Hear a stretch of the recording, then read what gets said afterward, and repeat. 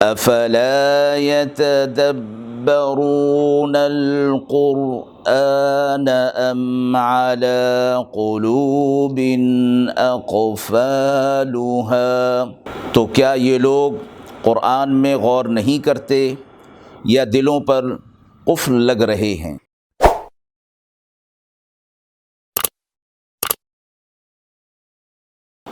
بسم اللہ الرحمن الرحیم۔ السلام علیکم ورحمۃ اللہ وبرکاتہ۔ ناظرین کرام، درس قرآن مجید کے آج کے اس پروگرام میں ہم سورۃ النساء کی آیت نمبر 94، 95 اور 96 کا ترجمہ اور تفسیر آپ حضرات کی خدمت میں پیش کر رہے ہیں۔ اعوذ باللہ من الشیطان الرجیم، بسم اللہ الرحمن الرحیم۔ یا ایہا الذین آمنوا اذا ضربتم فی سبیل اللہ فتبینوا ولا تقولوا لمن القى الیکم السلام لست مؤمنا تبتغون عرض الحياة الدنيا فعند الله مغانم كثيرة كذلك كنتم من قبل فمن الله عليكم فتبينوا إن الله كان بما تعملون خبيرا لا يستوي القاعدون من المؤمنين غير أولي الضرر والمجاهدون في سبيل الله بأموالهم وأنفسهم فضل الله المجاهدين بأموالهم وأنفسهم على القاعدين درجة وَكُلًّا وَعَدَ اللَّهُ الْحُسْنَى وَفَضَّلَ اللَّهُ الْمُجَاهِدِينَ عَلَى الْقَاعِدِينَ أَجْرًا عَظِيمًا دَرَجَاتٍ مِّنْهُ وَمَغْفِرَةً وَرَحْمَةً وَكَانَ اللَّهُ غَفُورًا رَّحِيمًا۔ آیت مبارکہ کا ترجمہ ملاحظہ فرمائیں۔ اے ایمان والو، جب سفر کرو تم اللہ کی راہ میں تو تحقیق کر لیا کرو، اور مت کہو اس شخص کو جو تم سے سلام کرے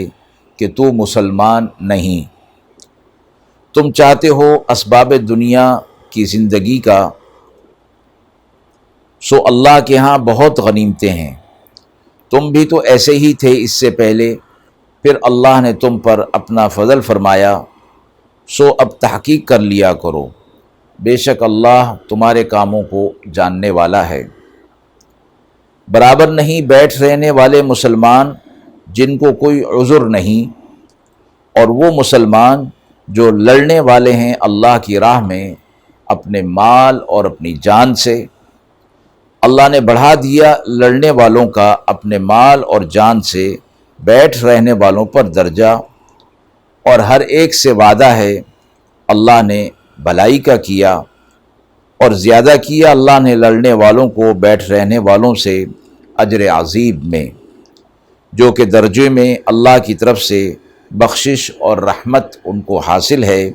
اور اللہ بخشنے والا رحم کرنے والا ہے۔ اہل ایمان کو ان آیات کے اندر خطاب فرمایا گیا کہ جب وہ اللہ کی راہ میں سفر کریں تو سفر کے اندر پیش آنے والے معاملات پر تحقیق کر لیا کریں، اور فرمایا کہ پچھلی آیات کے اندر جو قتل پر جو وعید فرمائی گئی تھی، احکام شریعہ کے جاری ہونے میں ایک اور تاکید یہ فرمائی گئی کہ ظاہری اسلام کافی ہے۔ اگر کوئی شخص اپنی زبان سے اپنے اسلام کا اظہار کرے تو اس کے قتل سے ہاتھ روکنا واجب ہے، اور فرمایا محض شک اور شبہ کی بنیاد پر اور باطن کی تفشیش میں لگ جانا اس سے منع فرمایا گیا ہے۔ مذکورہ آیات میں یہ فرمایا گیا کہ حضرات صحابہ اکرام سے کچھ اس قسم کی لغزش ہوئی تھی کہ ایسے لوگوں کو قتل کر دیا گیا کہ جو کلمہ پڑھ رہے تھے۔ جیسے ایک روایت میں آتا ہے کہ جنگ کے دوران کسی صحابی نے کسی مشرک کو قتل کیا اور آپ صلی اللہ علیہ وسلم تک یہ بات پہنچی کہ اس نے کلمہ پڑھ لیا تھا، اس کے باوجود اسے قتل کر دیا گیا۔ تو آپ صلی اللہ علیہ وسلم نے اس صحابی سے پوچھا کہ ایسا کیوں ہوا؟ تو صحابی رضی اللہ تعالیٰ عنہ نے فرمایا اللہ کے رسول صلی اللہ علیہ وسلم وہ اپنی جان بچانے کے لیے کلمہ پڑھ رہا تھا۔ تو آپ صلی اللہ علیہ وسلم نے فرمایا کیا تم نے اس کے دل میں اتر کر یہ بات دیکھی تھی؟ یعنی جب اس نے کلمہ پڑھ لیا تو بس اب اس میں مزید تفشیش کی ضرورت نہیں، اس کے باطن میں جانے کی ضرورت نہیں۔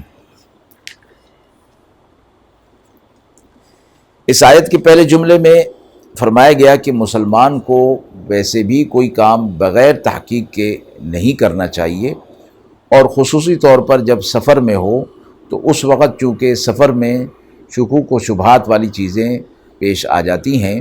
اور حضر اور قیام کی صورت میں تو چونکہ لوگ ایک دوسرے کو جانتے ہیں اس لیے وہاں بھی تحقیق کا حکم ہے، لیکن سفر میں اس کی تاکید زیادہ کی گئی ہے۔ ایک حدیث میں آپ صلی اللہ علیہ وسلم نے فرمایا کہ سوچ سمجھ کر کام کرنا، کوئی عمل کرنا اللہ تعالیٰ کی طرف سے ہے، اور جلد بازی کرنا شیطان کی طرف سے ہے۔ آیت کے اگلے حصے میں یہ فرمایا تبتغون عرض الحیات الدنیا، یعنی تم یہ دنیا کی زندگی کے اسباب جو ہے وہ چاہتے ہو، مال غنیمت، تو اللہ کے ہاں بہت زیادہ غنیمتیں ہیں جو تمہارے لیے ہیں، اور تم اس کی فکر نہ کرو، اور جو تمہیں ہدایت دی جا رہی ہیں ان پر عمل کرو۔ اور پھر یہ فرمایا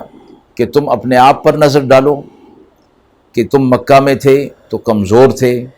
پھر اللہ نے تمہیں قوت بخشی، اور پھر تمہارا روب اور دبدبہ ان کے اوپر ڈال دیا، تو اس وقت بھی تم سے تمہارے ایمان کی تفشیش نہیں کی گئی، نہ تمہارے باطن کو ٹٹولا گیا، بلکہ ظاہری طور پر تمہارا کلمہ پڑھ لینا اور اسلام کو قبول کر لینے ہی کو کافی سمجھ لیا گیا تھا۔ اس لیے جو شخص تم سے ملے اور وہ اسلام کا دعویٰ کرے اور اذان اور شاعر اسلام کے قدر کرے، اس کی حرمت اس کے دل میں ہو،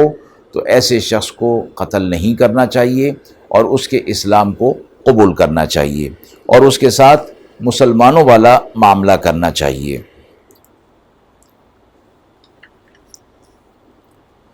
اور قرآن و حدیث کی بہت سی روایات سے یہ بات ثابت ہے کہ جو شخص اپنے آپ کو مسلمان کہے، اس کو کافر کہنا یا سمجھنا جائز نہیں، جب تک کہ اس کی کسی قول اور فعل سے ایسی صورت ظاہر نہ ہو جو کہ واضح کفر کی علامات میں سے ہو۔ قلبی کیفیات کا معاملہ اللہ کے سپرد ہے، اس لیے قلب کے معاملے کو اللہ کے سپرد کر دینا چاہیے، اور کسی چیز کو نفاق پر یا کفر پر محمول نہیں کرنا چاہیے۔ اس سے اگلی آیت میں فرمایا لا یستوی القاعدون من المؤمنین، ایسے مسلمان کہ جنہیں کوئی عذر نہیں اور وہ جہاد میں شریک نہیں ہوتے، اللہ کے ہاں ان کا درجہ کم ہے ان مسلمانوں کی نسبت جو اپنی جان اور مال سے اللہ کی راہ میں جہاد کرتے ہیں۔